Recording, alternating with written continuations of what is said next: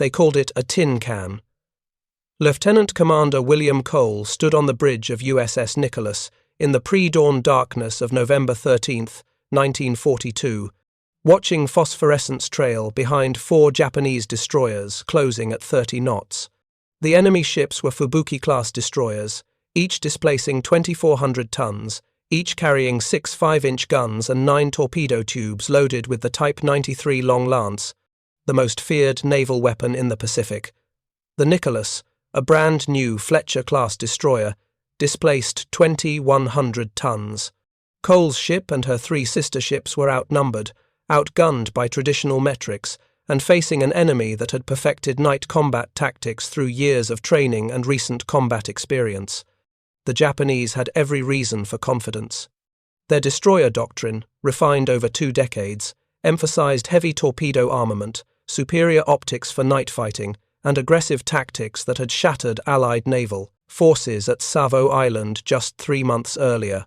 Japanese destroyer captains had studied at the Naval War College in Itajima, where instructors taught that American destroyers were designed for convoy, escort, and anti-submarine work, not surface combat.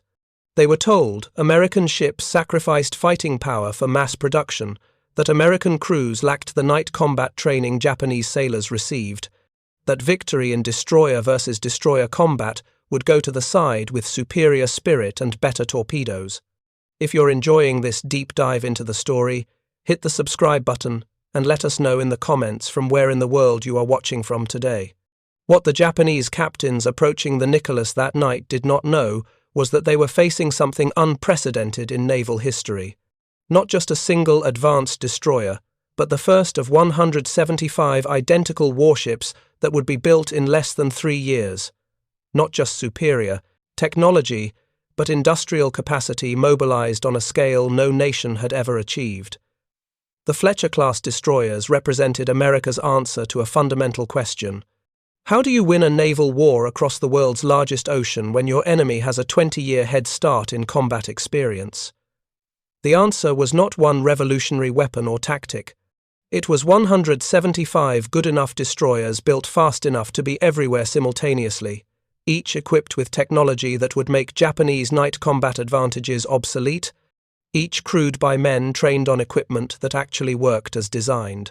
By the time the war ended, Fletcher-Class destroyers would sink 29 submarines, damage or sink 4 carriers, destroy dozens of enemy warships in surface actions, and fundamentally alter how naval warfare was conducted. But on that November night in 1942, off Guadalcanal, the Japanese destroyer captains closing on the Nicholas had no idea what they were about to encounter. They believed they were facing another overmatched American destroyer, another victim for their Long Lance torpedoes, another confirmation that Japanese naval superiority would decide the Pacific War. They were wrong. The story of how they discovered this begins not with American strength, but with Japanese confidence built on genuine success, real technological advantages, and tactical doctrine that had proven itself in combat. Understanding why the Japanese believed their destroyers were superior requires understanding what they got right before examining what they got catastrophically wrong. Japanese destroyer development began in earnest after World War I, when the Imperial Japanese Navy studied British and American destroyer designs and concluded they could do better. The Washington Naval Treaty of 1922 limited battleship construction, pushing naval powers to invest in cruisers, destroyers, and submarines. Japan, restricted to 3. Capital ships for every 5 built by the United States and Britain needed force multipliers. Destroyers armed with powerful torpedoes could theoretically overwhelm larger battle fleets through massed night attacks. The special type destroyers, beginning with the Fletcher-Class, introduced in 1928, embodied this philosophy. These ships displaced nearly 2,000 tons, enormous for destroyers at the time.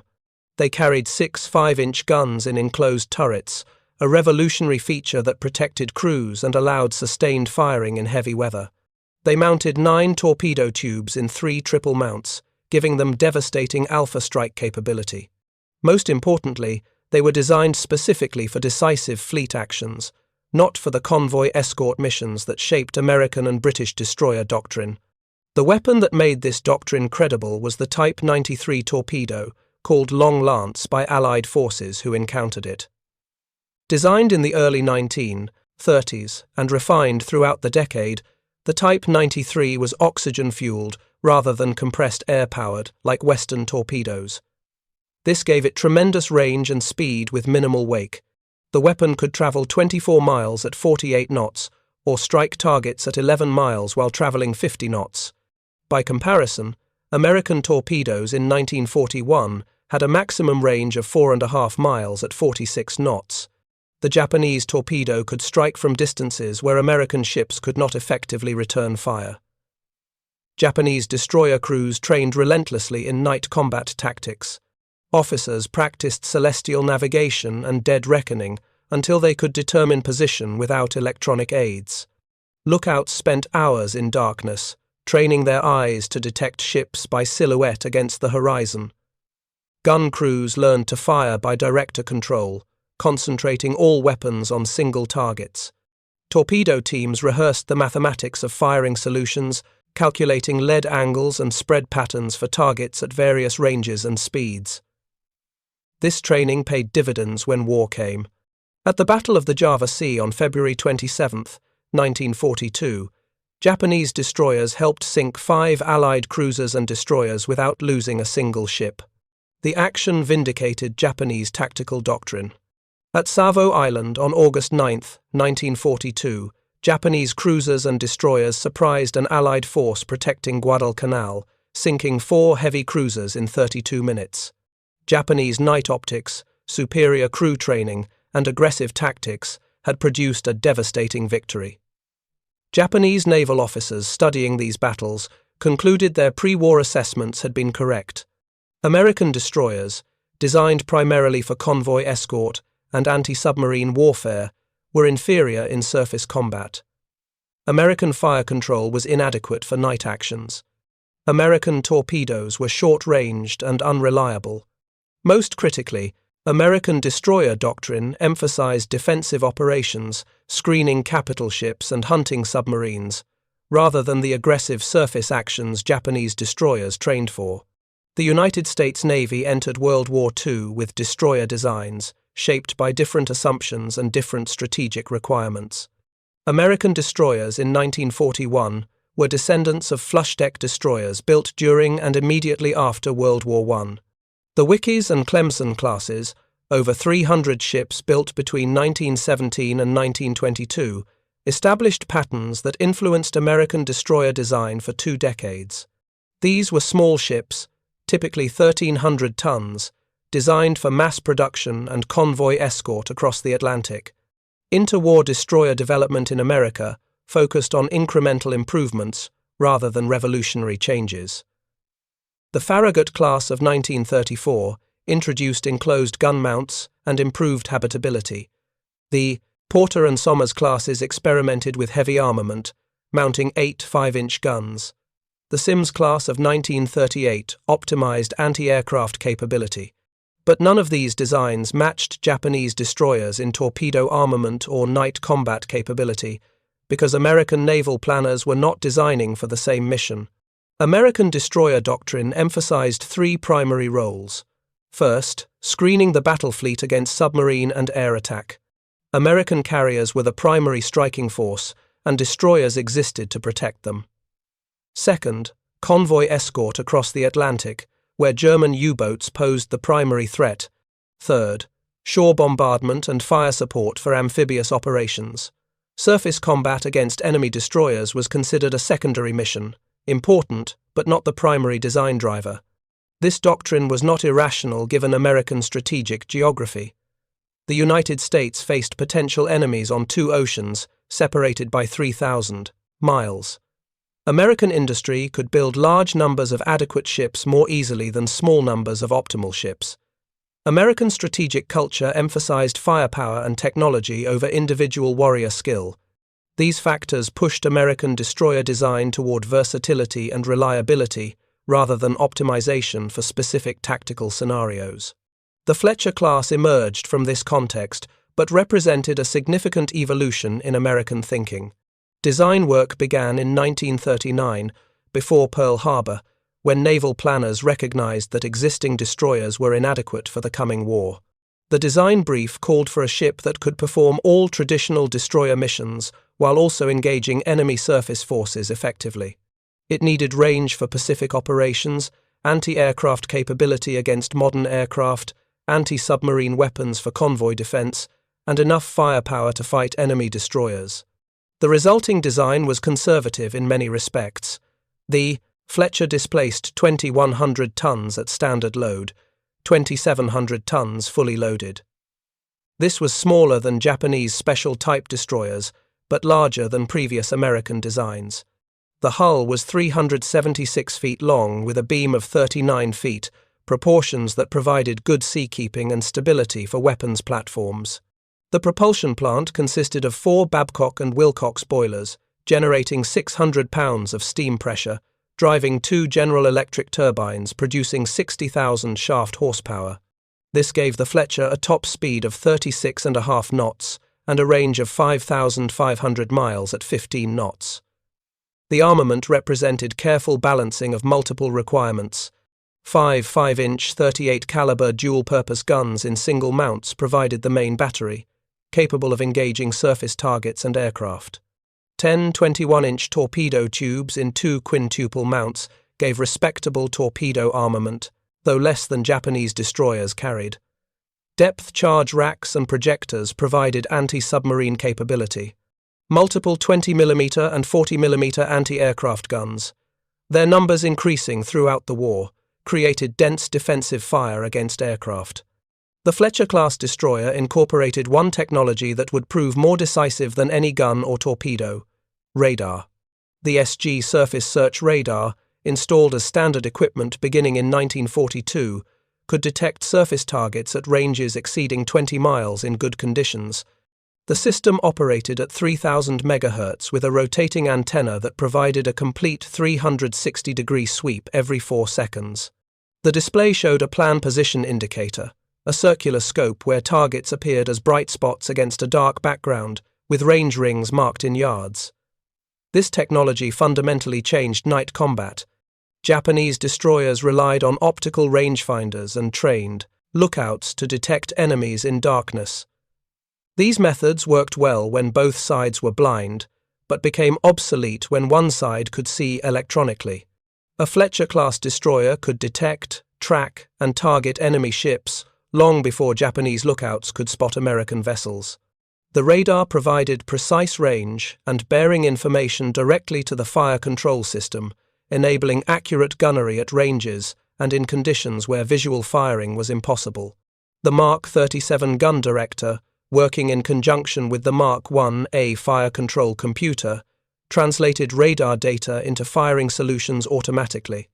The system calculated target course, speed, and range, then generated the bearing and elevation orders needed to hit the target. Gunners simply kept their weapons trained on the director's pointers. When the director said fire, the shells would land on target.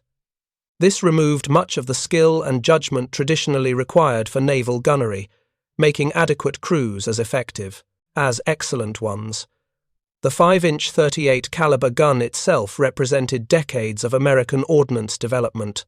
The weapon could fire 15 rounds per minute with a well-trained crew, sending a 54-pound projectile to 18,000 yards. It could engage surface targets with armor-piercing shells or high-explosive rounds, and it could elevate to 85 degrees to engage aircraft with variable-time proximity-fused anti-aircraft shells. One gun type serving multiple roles simplified logistics and training. The torpedo armament, while less impressive than Japanese long lances, proved adequate for the missions Fletchers actually fought. The Mark 15 torpedo carried a 600-pound warhead to 6,000 yards at 45 knots. American torpedoes suffered from reliability problems early in the war, with magnetic exploders that detonated prematurely or failed to detonate at all. But by late 1942, these problems were being addressed through field modifications and improved quality control. More importantly, Fletcher-class destroyers rarely needed their torpedoes because their guns, guided by radar, could engage enemies before torpedo range was reached. The crew complement was 329 officers and enlisted men. This was substantially larger than the crew size on Japanese destroyers of comparable displacement, reflecting different design philosophies. American ships emphasized habitability and crew comfort, with better ventilation, refrigeration for food storage, and more spacious berthing areas. Japanese designs packed more weapons into less displacement by accepting cramped conditions and minimal crew amenities. In extended operations, the American approach proved superior. Well-rested, well-fed crews maintained higher performance levels over months at sea. The damage control systems on Fletcher-Class destroyers incorporated lessons from earlier combat. Multiple fire mains, with independent pumping stations, ensured that battle damage to one section would not disable firefighting capability throughout the ship. Watertight integrity was maintained through numerous bulkheads and hatches. Redundant electrical systems and emergency diesel generators provided backup power if the main plant was damaged. These features did not make Fletcher-class destroyers invulnerable, but they made them survivable. Ships that would have sunk under earlier damage control practices remained afloat and fighting. The industrial system that produced these ships was as important as the design itself. Contracts were awarded to multiple shipyards to maximize production: Federal Shipbuilding and Dry Dock in Kearney, New Jersey, Bath Iron Works in Maine, Bethlehem Steel's shipyards in San Francisco and San Pedro, Consolidated Steel in Orange, Texas, Puget Sound Navy Yard, Charleston Navy Yard, Norfolk Navy Yard, Boston Navy Yard, Gulf Shipbuilding in Chickasaw, Alabama, and Seattle-Tacoma Shipbuilding. Each yard built identical ships from identical plans, creating an interchangeability of parts and standardization of procedures that simplified maintenance and training. The Battle of Guadalcanal on the night of November 13, 1942, was where Japanese confidence in destroyer superiority met systematic destruction. Vice Admiral Hiroaki Abe commanded a bombardment force built around the battleships Hiei and Kirishima, screened by the light cruiser Nagara and 11 destroyers. His mission was to shell Henderson Field on Guadalcanal, destroying the American aircraft that were attacking Japanese supply convoys. Intelligence had reported American naval forces in the area, but Abe expected to brush aside any destroyer screen and complete his bombardment mission. Rear Admiral Daniel Callahan commanded the American force protecting Guadalcanal: 2 heavy cruisers, 3 light cruisers, and 8 destroyers, including 4 Fletcher-class ships. The Nicholas, O'Bannon, Fletcher, and Radford represented the newest American destroyer technology, rushed into combat as soon as they completed their shakedown cruises. Their crews had minimal combat experience, and Callahan's force lacked the cohesive training Japanese destroyer squadrons possessed. But they had radar, and the Japanese did not know how decisive that advantage would prove. At 24 minutes past midnight, the SG radar on USS Helena detected Japanese ships at 27,000 yards, over 15 miles. The contact reports flowed to Callahan's flagship, the heavy cruiser San Francisco. Additional radar contacts appeared as the Japanese formation approached. The Americans could see the entire enemy force on their scopes, tracking each ship's course and speed, while Japanese lookouts peered into darkness, unable to see the Americans closing from the south. At 1:48, the range had closed to 3,000 yards. Japanese lookouts finally spotted American ships, their silhouettes visible, against the glow from Guadalcanal. Both forces opened fire almost simultaneously, but the Americans had been tracking targets for over an hour, while the Japanese were reacting to sudden contact. The battle became a confused melee at point-blank range, with ships firing at targets so close that gun crews could see hits with their naked eyes. The Nicholas engaged the destroyer Udachi at 2,500 yards. The Fletcher-class destroyer's 5-inch guns, laid by radar, poured shells into the Japanese ship. The Udachi returned fire, her guns flashing in the darkness. But the American fire was directed by continuous radar tracking, while the Japanese relied on visual spotting under combat conditions.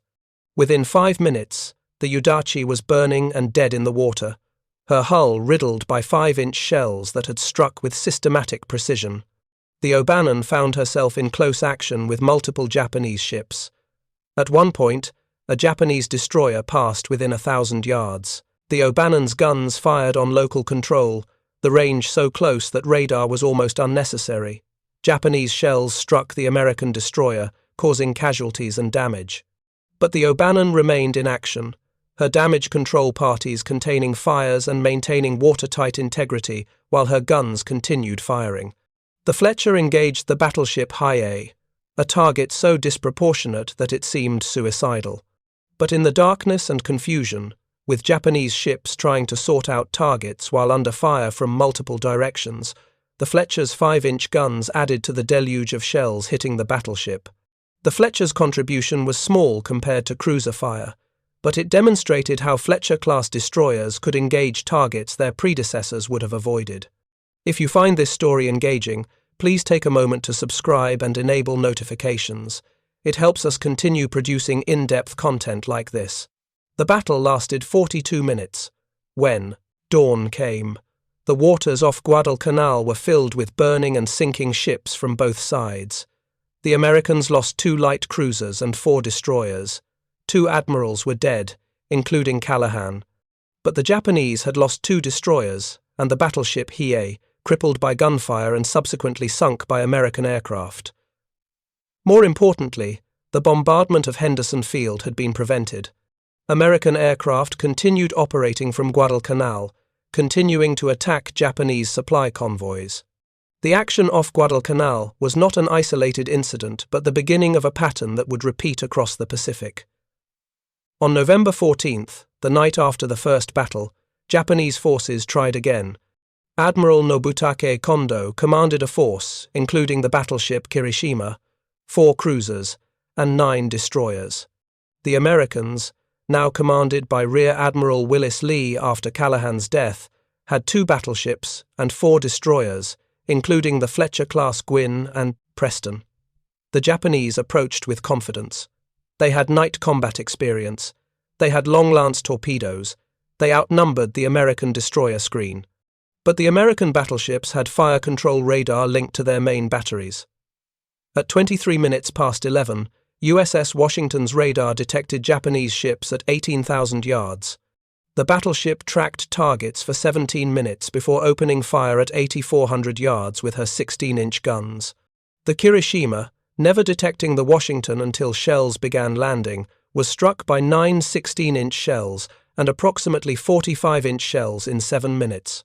The battleship was wrecked, her steering disabled, her superstructure demolished, fires burning throughout the ship. She was scuttled the next morning.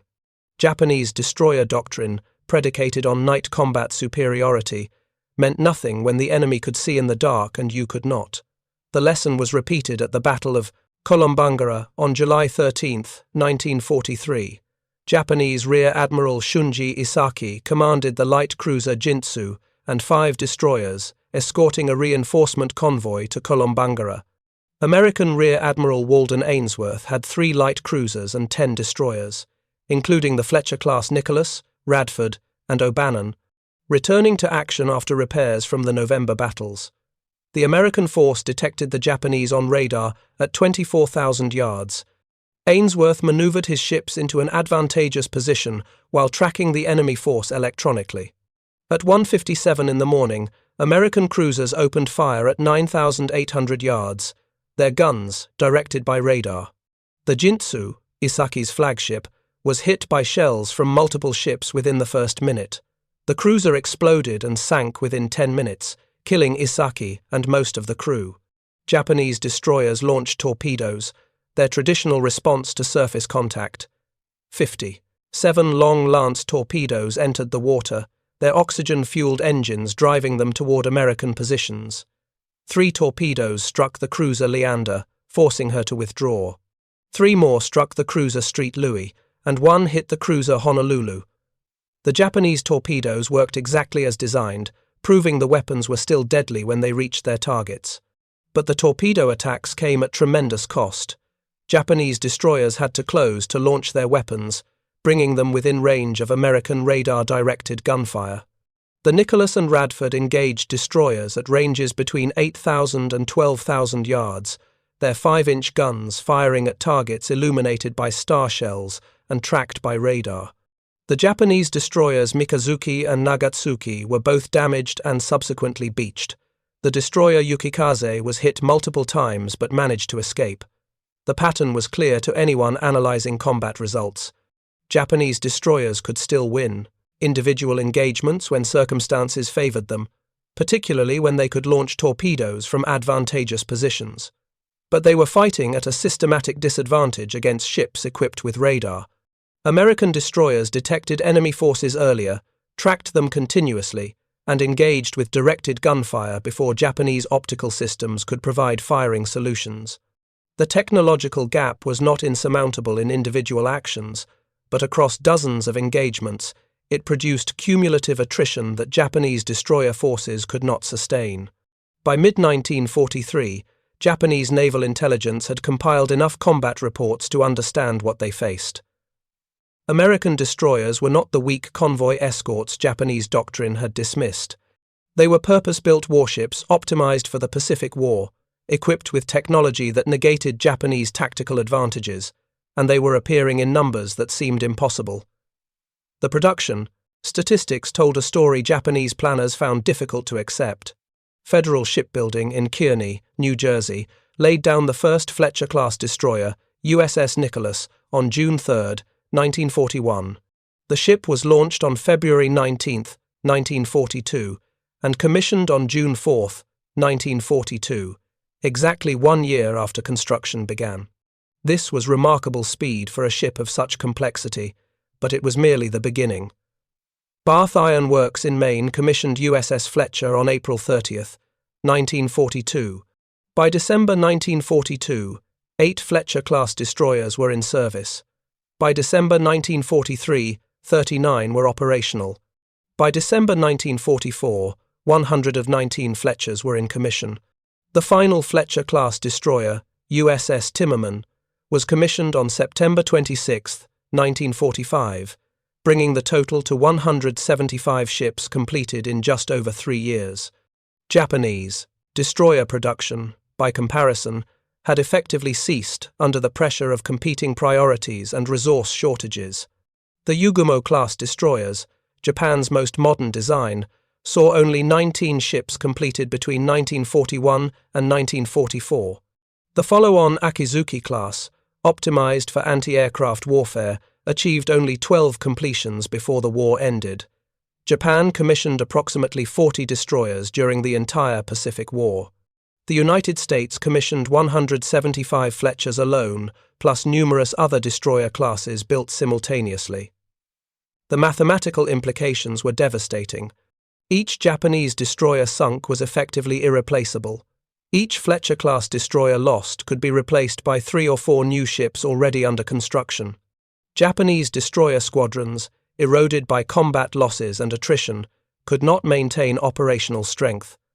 American destroyer forces grew continuously, with new ships arriving faster than combat could attrit them. Individual Fletcher-class destroyers compiled combat records that demonstrated their effectiveness across multiple mission types. USS O'Bannon participated in more major engagements than any other American destroyer, earning 17 battle stars. The ship sank the Japanese submarine RO-34 on February 29, 1944, using depth charges. She survived multiple surface actions, shore bombardments, and kamikaze attacks, remaining in service throughout the war. USS Nicholas earned 14 battle stars and a Presidential Unit citation. The ship sank or participated in sinking 3 Japanese submarines. She survived being torpedoed by a Japanese submarine on July 6, 1943, when a long lance struck her bow. The destroyer's damage control parties contained flooding, and the ship made port under her own power, was repaired, and returned to combat within 2 months. USS Johnston earned immortality at the Battle off Sama on October 25, 1944. Commander Ernest Evans commanded the destroyer as part of a small escort carrier task force attacked by a Japanese surface fleet, including 4 battleships, 6 heavy cruisers, 2 light cruisers, and 11 destroyers. The Johnston charged alone toward the Japanese fleet, engaging heavy cruisers at point-blank range. Evans was killed, and his ship was sunk, but the Johnston's suicidal attack contributed to confusion that caused the Japanese force to withdraw without destroying the American carriers. Evans received the Medal of Honor posthumously. USS William D. Porter achieved dubious fame by accidentally firing a live torpedo at the battleship USS Iowa during a 1943 exercise, with President Franklin Roosevelt aboard the Iowa. The Porter survived that incident and the war, only to be sunk by a kamikaze off Okinawa on June 10, 1945. Her crew abandoned ship successfully, with only casualties from the kamikaze impact itself, demonstrating how Fletcher-Class damage control procedures could save lives even when ships were lost. Japanese naval officers analyzing combat reports in 1944 faced uncomfortable conclusions. American destroyers were not winning through superior tactics or crew skill. They were winning through systematic technological advantages that Japanese forces could not counter with existing equipment. Radar-directed gunfire, reliable damage control, and overwhelming numbers created a cumulative advantage that made individual Japanese tactical excellence irrelevant. Captain Tamichi Hara, one of Japan's most experienced destroyer commanders, survived the war and later wrote about his experiences. Hara commanded destroyers throughout the Pacific War, participating in actions from the Solomons to the Philippines. His memoir, Japanese Destroyer Captain, published in 1961, provides detailed accounts of combat against American forces. Hara described the psychological impact of facing enemies who could see in the dark. In early war actions, Japanese lookouts could detect American ships at roughly the same time American lookouts spotted Japanese vessels. Combat became a test of gunnery skill, torpedo tactics, and crew coordination, areas where Japanese training provided advantages. But by 1943, American ships were detecting Japanese forces at ranges where visual detection was impossible. Japanese destroyers found themselves under accurate gunfire from enemies they could not see, could not range, and could not effectively return fire against. The Americans, Hara noted, did not need superior seamanship or tactical brilliance. They simply needed to maintain radar contact, close to gunnery range, and fire at targets their electronics tracked automatically. Japanese optical rangefinders and manual fire control systems could not compete. Even when Japanese destroyers survived long enough to launch torpedoes, American ships often detected the torpedo wakes on radar and maneuvered to avoid them.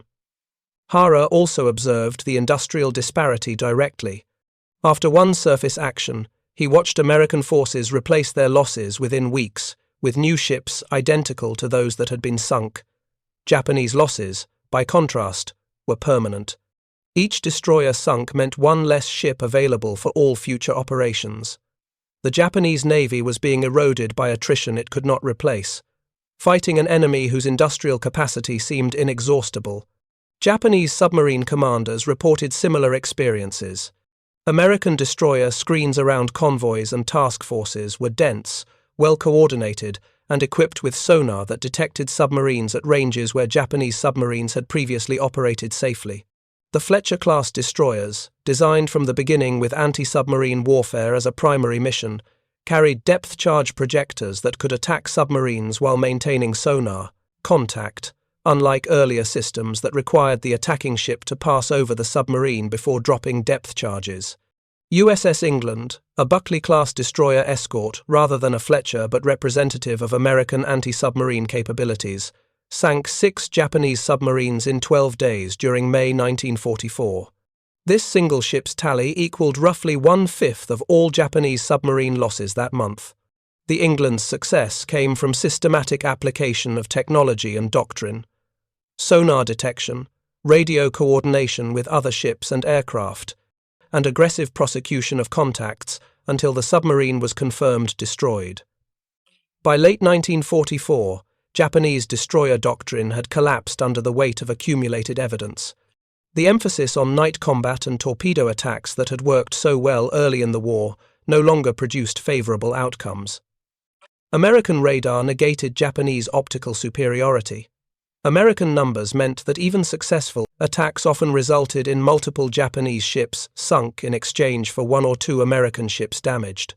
Japanese destroyer commanders increasingly operated under defensive doctrines, using their ships to escort convoys and evacuate bypassed garrisons rather than seeking surface combat.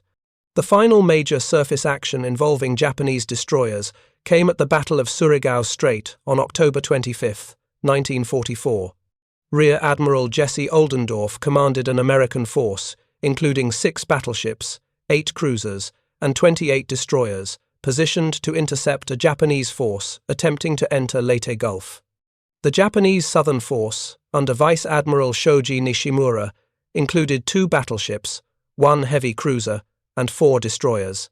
The engagement at Surigao Strait was the last battleship versus battleship action in naval history, but it was American destroyers that decided the outcome before the battleships fired a shot. Fletcher-Class destroyers, USS Remay, McGowan, Melvin, McDermott, and Monson, along with other destroyer types, formed a screening line across Surigao Strait. As the Japanese force approached, American destroyers detected them on radar at ranges exceeding 20,000 yards. The destroyers attacked in coordinated waves, launching torpedoes from both flanks, while Japanese ships steamed up the strait in column formation. The battleship Fuso was hit by torpedoes and broke in half, both sections burning fiercely. The battleship Yamashiro was struck by multiple torpedoes and slowed dramatically. Japanese destroyers Mikishio, Asagumo, and Yamagumo were all hit by torpedoes and sunk or disabled. By the time the remnants of the Japanese force came within range of Oldendorf's battleships, the Southern force had already been destroyed as an effective fighting formation. The American battleships fired for 18 minutes, their radar-directed guns hitting the crippled Yamashiro repeatedly. The battleship capsized and sank at 4:19, taking Admiral Nishimura and most of her crew. The cruiser Mogami, severely damaged, attempted to retreat but was caught by aircraft the next morning and sunk. Of the 7 major Japanese warships that entered Surigao Strait, 1 destroyer, Shigure, escaped damaged. The Americans lost no ships. 39 American destroyers, including numerous Fletcher-Class ships, had participated in the action. Their torpedo attacks, coordinated by radio and guided by radar, had implemented the kind of massed destroyer attack Japanese doctrine had envisioned, but with American efficiency and technology rather than Japanese tactical excellence. The final accounting of Fletcher-Class performance validates the claim that seemed hyperbolic at first examination. 175 destroyers were built. Collectively, they sank 29 Japanese submarines through depth-charge attacks, coordinated with sonar tracking. They participated in sinking or damaging 4 Japanese aircraft carriers through various actions, supporting air operations that destroyed carriers, gunfire against damaged carriers, and screening forces that enabled carrier strikes. The each in the title is admittedly hyperbolic, a mathematical average that obscures the reality of varied individual ship performance. But the core truth remains valid. Fletcher-Class destroyers, designed and built in unprecedented numbers, performed every mission assigned to them more effectively than Japanese intelligence had predicted. They hunted submarines successfully. They screened carrier task forces against air and surface threats. They fought surface actions against destroyer and cruiser opposition. They conducted shore bombardment. They rescued downed airmen. They evacuated troops from contested islands. They served as radar pickets, absorbing kamikaze attacks to protect more valuable ships. 19 Fletcher-Class destroyers were lost during World War II. USS Strong was sunk by a Long Lance torpedo in July 1943. USS Chevalier was sunk by friendly torpedo after being disabled in surface action in October 1943. USS De Haven was sunk by air attack in February 1943. USS Pringle was sunk by kamikaze in April 1945. Each loss was tragic, representing hundreds of sailors killed or wounded. But in the brutal mathematics of industrial warfare, losing 19 ships out of 175 represented a survival rate of 89%. Japanese destroyer classes faced far higher attrition rates, with entire classes effectively destroyed by war's end. The psychological impact on Japanese naval officers who survived the war was profound and lasting. They had entered the conflict confident in their doctrine, their training, and their equipment. They had genuine technological advantages in the form of superior torpedoes and excellent optical equipment. They had tactical advantages from years of realistic training in night combat. But all these advantages were systematically negated by American radar, American production capacity, and American doctrine that emphasized technology and firepower over individual warrior skill. The Fletcher-Class destroyers represented something unprecedented in naval history: mass production of complex warships on a schedule that would have seemed impossible in peacetime. The shipyards that built them employed hundreds of thousands of workers, many of them women who had never worked in heavy industry before the war. These workers welded hulls, installed machinery, ran electrical cables, mounted weapons, and completed ships that were identical in every important respect, allowing crews to transfer between ships without retraining and allowing spare parts to be used interchangeably across the entire class. When Lieutenant Commander William Cole stood on the bridge of USS Nicholas that night in November 1942, watching enemy destroyers approach, he commanded a ship that represented American industrial might more than it represented naval tradition. The Nicholas was one of the first Fletchers, but Cole knew more were coming. Dozens more, hundreds more. An endless stream of destroyers that would eventually outnumber, outfight, and outlast everything the Japanese Navy could deploy against them. The Japanese destroyer captains approaching that night believed they were facing another American tin can, another target for their long-lance torpedoes, another confirmation of Japanese tactical superiority.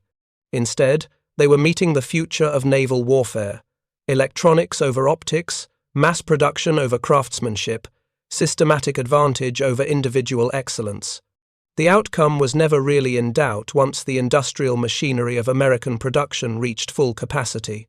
The only question was how long it would take for Japanese naval officers to recognize what they faced. By 1945, they knew. The Fletcher-Class destroyers, dismissed as weak by pre-war Japanese intelligence, had helped sweep Japanese naval power from the Pacific. 175 ships, built in 3 years, performing every mission, from submarine hunting to surface combat to kamikaze defense. The Japanese had called them weak. The mathematics of industrial warfare proved them catastrophically wrong. Thank you for watching.